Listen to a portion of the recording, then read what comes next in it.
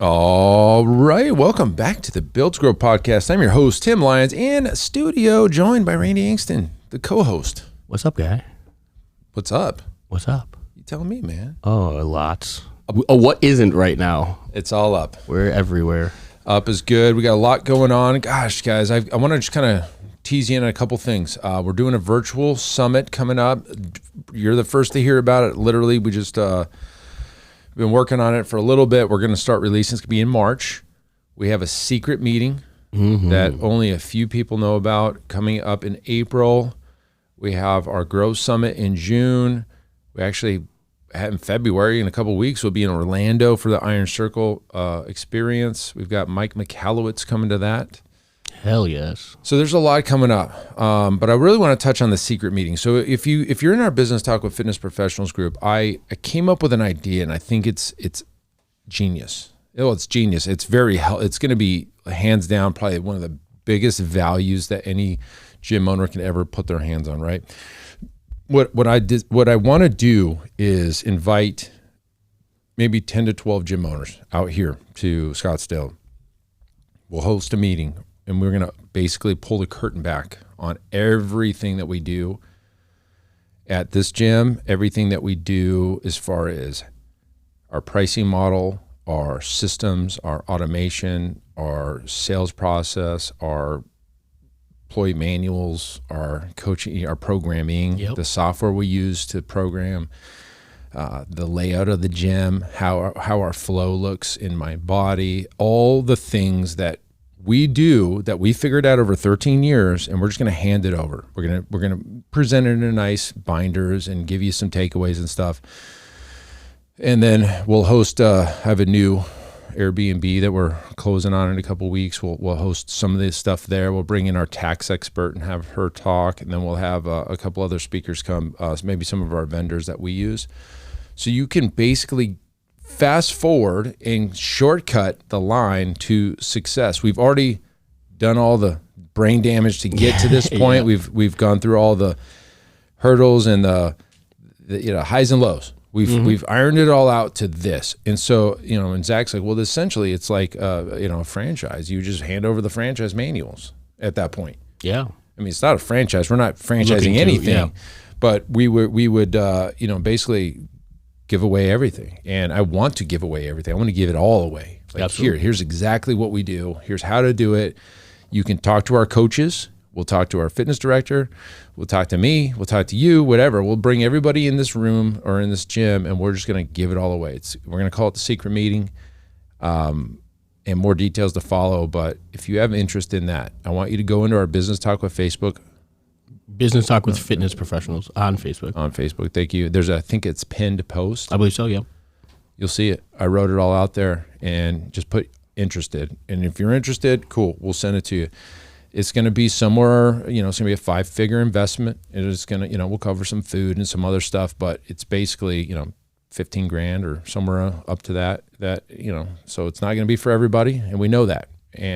But the value is going to be $1 million, because that's what the gym does. Yeah. So, you could take our systems and go, do $40,000, $50,000, $60,000, $70,000 a month in this next year doing this stuff, $80,000, whatever. Yeah, absolutely. Yeah, I love this. That's one of the things I'm most looking forward to. Yeah. We got everything you just listed up. I mean, we've got a busy couple of months, and that's the exciting part of it all. But each of them are pretty cool for their own things. Lots going on. Yeah. No. And here's the thing: we're always improving. And that's it. Yeah. And that's what this episode's about, right? This episode came out of the Fitness Talk. Gosh, you say it. Fitness Talk with Business Talk with Fitness Professionals. Yeah, the Facebook group. It came out of there. Somebody said, hey, when do you know, our buddy Jesse said it. Jesse Jackson, the Reverend Jesse Jackson said, when do you know when your service is good enough? You can't please everybody. So when do you know when to stop tweaking, twisting, adjusting, adding, taking away? And that's a great question, because the honest truth is he's probably asking this question because he's had clients and they keep constantly giving him advice. Mm-hmm. Hey, you should do this. You should add a session at this time. You should have another coach. You should add this piece of equipment. That's good and it's bad. It's good that the clients are wanting to help and be a part of the facility and all this stuff, but it's also bad because if you constantly just listen to your clients all day, you'd be changing the gym every 5-6 months, constantly. I mean, just top right instantly, right to mind is the cycle and yoga, that happened through here. You got riddled with requests. Yep. Did it. Nobody showed. Nobody, and you didn't even charge them for it. And that was like, you can always be deterred by, the voices of the few and take it as, the lot of everybody. But that's tough. Yeah. That's tough.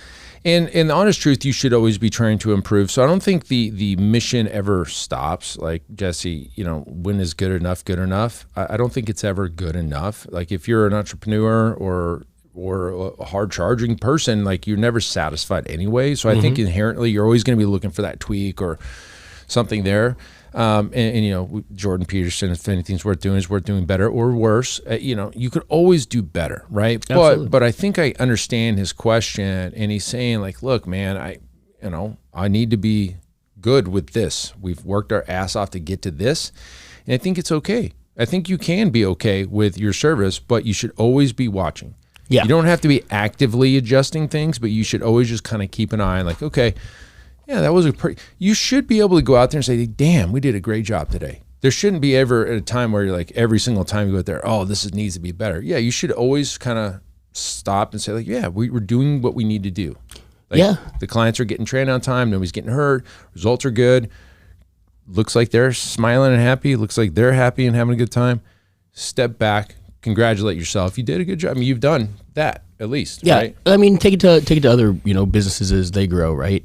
As a business owner, you should be the data. And that's really what I wanted to say. Like, the data should tell you what you need to change in your gym, where you should be looking for improvement. If you look at your business as a business owner and you've got your marketing, you've got your sales systems, you're delivering that service. The delivering of the service is one faction of your responsibilities, right? So if you dive in and let's say you needed to change, I don't know, you felt that you needed to add a piece of equipment there, okay? What is the return on your time investment and everything for the business as a whole? Is that where you want to apply attention today? Is that going to make or break the difference on getting you to that next level? Or is your time better spent running the next getting the next marketing campaign out there, or things like that, right? You have so many different areas of the business that you can tweak. Let the data tell you where to go spend it. Now, that can be, if you look at other businesses, let's say McDonald's, for example, right? When was the last time McDonald's changed their hamburgers? I don't know, probably.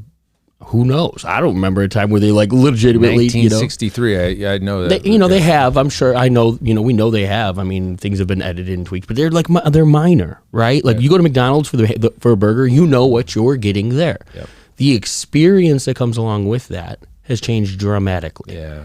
You remember, when we were younger, going in, you had Grimace and you had all these guys, kids were having birthdays at McDonald's, and that was the culture and the experience for, let's say, that decade or whatever it was, right? But the experience today, now it's automated, it's convenience, it's speed, it's all of those things. The burger didn't change. Sure. So That's a great point. Because there's so many different things that we can work on to change, and we talk about all the time. Fitness is one aspect, right? Yeah. So your methodologies, your programming, the tools you're using to facilitate fitness, still a small fraction of growth of a business. If you're in a position where you can, I'll take it back to your brand promise, because your brand promise is really what you promise to your marketplace. And this is where I would say if you can feel confident in this, then I would pull back on making the changes to the experience until you start to see some answers. If whatever your brand promise is, and I'll use another fast food because they're really great at putting marketing and materials out there, right? Domino's Pizza, hot and fresh to your door in 20 minutes or less. If they failed that to execute, if you as a mirror that to your fitness business, if you had your brand promise, and for the sake of conversation, you were delivering 25-minute pizzas, you're failing your promise to your consumer. That means you have to change. Is it literally 20 minutes? That's what it was. I don't know if it's I can't. what if they live far, but there's traffic? Well, then they don't market to those houses, I guess. I don't know. Man, that's interesting. But yeah, I think that's one. I don't know the last time I ordered a Domino's pizza or had McDonald's. I'm from Chicago. You think I'm ordering Domino's if I was going to order a pizza? I don't even, dude. Oh, I had Grimaldi's. Hey, that's ingrained in my blood. No matter how much I'm in the fitness realm, like there's still pizza pie. Once a month or something like that. It's a Mario. Sorry, is that my mustache growing or something? Yeah. But that's the big thing. So if you feel confident that your promise to your consumer is being executed by your service, I would say that you've reached the point of the service being good enough for you to then accelerate marketing, accelerate sales, accelerate the delivery of that, because that's what you're promising to your consumer. And ultimately, at the end of the day, it's an exchange of value. We're providing them with the result that they're looking for. They're providing us with the cash that it takes to get that result, or to get that service. If that's business at its core, I mean, that's everything there. To the point of we can make things better. Sometimes more is not better. Sometimes more is more, and that's where it gets tricky. And so I like that question because it should be a constant battle internally. It should be a constant thought on, are we delivering per our promise? Are we delivering per our standards to what we believe? All of those things. But I think the gym owner needs to be pretty steadfast in the mission, because if he's or she, I mean, if you're easily persuaded by any little comment or complaint, then you don't have a clear enough mission. I'll give you a couple examples. Hey Tim, we need a fan over here because it's hot in the summer. I have to take that recommendation and think it over. Is a fan here going to make the difference in, how much does a fan cost? Do I have a fan? Yeah, well, it's pretty easy to put a fan up. It's going to actually solve the problem that I maybe wasn't aware of. This corner of the gym is hot because it hits the sun in the afternoon. Boom, fan goes up. Second thing comes up, hey, I don't like the light fixture in the lobby. Well, I don't care. It's a light fixture. That doesn't solve or detract. Doesn't make us money. The fan has an experience level to it. The fixture, somebody not liking the way it looks. It's an opinion. It doesn't matter. Yeah. Right. I have to say, and then there was one last thing. I was talking to some clients. Hey, can we bring the squirt bottles back after COVID? Right. We had all the squirt bottles and everybody was going crazy with it, squirting everything down. Like super soaker battle. We had a towel service going on. Yeah. One of our members was swapping towels out, and everybody, it was cool. I mean, at that time, that was the way that we kind of lowered the, everybody's anxiety about COVID, right? Like, we're keeping this place spotless. Well, what happened was they would spray crazy shit. It would be dripping down the side of the, at least in the dumbbell racks, where in the crevices, it was starting to cake up in there and rust. And then it would just be streaked down the sides of equipment because they wouldn't wipe it all off, and they would go crazy with it. And so we took away all of that crap and we replaced it with those wet wipes. Like, dude, it's even easier. You don't have to have a towel and a thing. You grab the wipe, and it's done. And it dries. It's got alcohol. Yeah. Well, I had a client's like, hey, can you bring these back? And then I told her, no, we have these, and this is why. And then, we got in this kind of like thing. She didn't want the chemicals to touch her hand. And I was like, okay, well, we'll clean it for you. Like, if that's the thing, we'll have the coach wipe it down. Like, let's not go overboard here and just cater to every single client's needs, requests, complaints, etc. If I was, easily persuaded, we'd probably have squirt bottles out there again, and then we'd be running into the same problem. But I knew, like, hey, we got rid of these for a reason. We're not bringing them back because one client doesn't want to touch the wet wipe thing. And that's what it comes down to is, and as a business owner in a position to make change in a business, whether it be Zach as a fitness director, you as a owner, things like that, or I mean, even your trainers have authority to do certain things and make changes, at some level. Mm-hmm. If we took every one of those requests, or if we were in a position to where we hear that one person felt this way, and then we turn around and we're like, everybody hates the fact that we don't have water bottles. No, it's not everybody. It's one of 200 people. Yeah. You know what I mean? Like, the problems amplify when they're brought to our attention, but quite often it's just the opinion or the belief of the minute. If it's not going to impact your service and deliverable, like the front light, if it's not impacting their results, these are some of the last things that I would really weigh. We would have coffee bar in here. We'd have a bar in here. Oh yeah, you'd have a wine bar. We'd have valet out front. We would have a squat rack or a hack squat and a leg press in here. We would have spin. We would have yoga. We would have, if I listened to every freaking request. Hey, Tim, you need towel service. Hey, Tim, you should have valet out front because it gets tight parking up there. Yeah. Okay. No. The answer is no. So I guess the main thing is you're always going to, two main things. You should always be looking to improve. Let's just not sit on our thumbs and be like, it's good enough. We should never, I don't think that's ever going to happen because we're always constantly trying to improve. The owner needs to be very clear on the business benefit or experience benefit, or if it's a waste of time. And whenever you're going to get hit with decisions or comments and things all day long, that's your role. You have to make your decision maker. And you have to just know, hey, does that make any sense? Think about it. Don't be swayed to do something because one person, 5 people even say. It could be the whole gym wanting to do something. If it doesn't make sense for the business and you and the experience, then you have to make a tough decision, tell everybody no, because trust me, they all want to pay less. Yeah, guaranteed. Hey, you should charge us less. Well, the answer is no, because we have a business and there's a reason we're charging this much. We have to have margins, blah, blah, blah. You'd be out of business, let's be honest.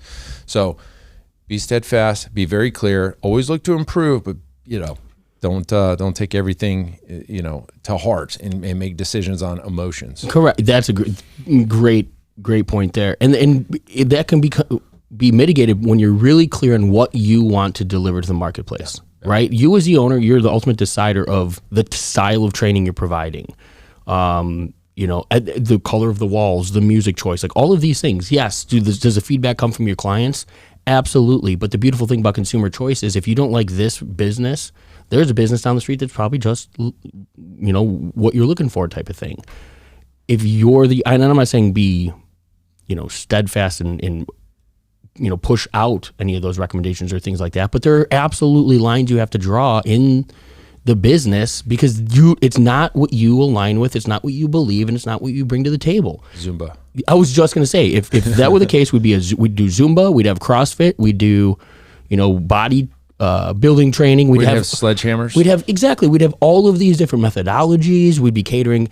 And then all of a sudden we're a big box type. You're a mess. Like there's no identity to the business. And if it's outside of what you want that identity to be with some of those recommendations, those are the easiest ones to say, you know what, I understand that that's what you're looking for, but you're just not going to find it in these 4 walls. And if that client's steadfast on, well, that's what I'm looking for, beautiful. Hey, you know what? Here's a gym I just Googled that's offering that for you. Maybe you'd be happier there. Good luck. Because what's going to happen? You're going to take that sale or start catering to that individual, muddy who you are and what your business delivers, and then you're losing the masses that are already willing to fight, die, believe, paying you for what you're already doing because somebody got in your ear. Yeah. So much of it's noise, and that's a big part of it. Yeah. Well, you got a tough job out there, gym owners. Stay strong. Yeah. Stay strong. All right, that's it for this episode. Until next time, keep changing lives. We'll see you on the next one. Bye. All right, and thank you for listening to that episode of the Built to Grow podcast where we help gym owners win. Now, do you want to connect with me and other gym owners online? All you need to do is join our private Facebook group, Business Talk with Fitness Professionals. Just head on over to Facebook and type in Business Talk with Fitness Professionals, and when you do, we're going to give you our 10 marketing strategies 7-figure gym owners use to win. I look forward to seeing you in the next episode. Until then, keep building something great.